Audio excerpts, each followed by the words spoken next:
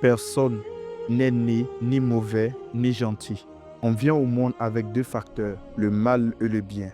Avec le temps, chacun développe un côté plus que l'autre, en fonction de son entourage, l'éducation, le milieu social. L'être humain n'a pas une nature mauvaise ou une nature bonne, mais l'être humain est de nature bon et mauvais.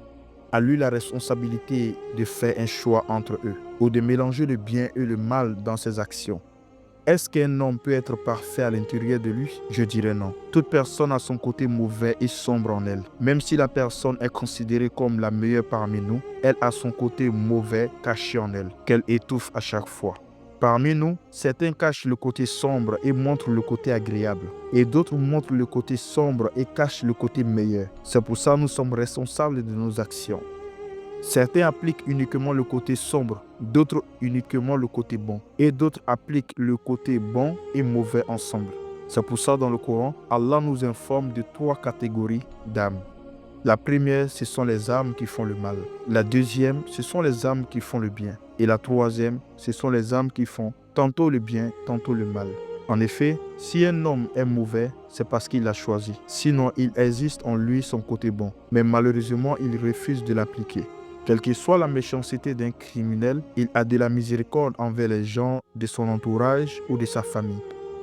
Dis-toi qu'il n'existe pas un être humain 100% mauvais, car Allah Azawajal a toujours placé le bien et le mal en lui. C'est lui qui décide de cacher le bien en lui pour ensuite vous exposer son côté méchant.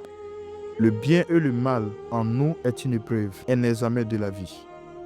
Celui qui fera l'effort de diminuer et étouffer son mal en lui serait récompensé. Celui qui ferait plus de bien que le mal serait récompensé. Celui qui arrête le mal et ne fait pas de bonnes actions serait récompensé.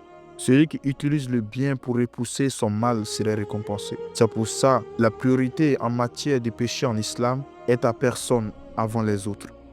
Tu dois corriger tes erreurs avant de dénoncer les erreurs des autres. Car au jour dernier, chacun va répondre de ses actes avant les actes des autres. Cela ne veut pas dire aussi d'être parfait avant de condamner le mal. Mais au minimum, tu dois être un exemple pour pouvoir dénoncer les défauts des autres. En conclusion, personne n'est né comme un ange ou comme un démon. Nous sommes nés avec le bien et le mal en nous. On peut détruire ce monde comme on peut le construire. Et si tu es dans le bien, mon ami, remercie Allah Azawajal et fais des doigts pour ceux qui sont dans le mal, car tu pouvais être parmi eux. Et si c'est ici, je vais te dire, à la prochaine vidéo, Inch'Allah.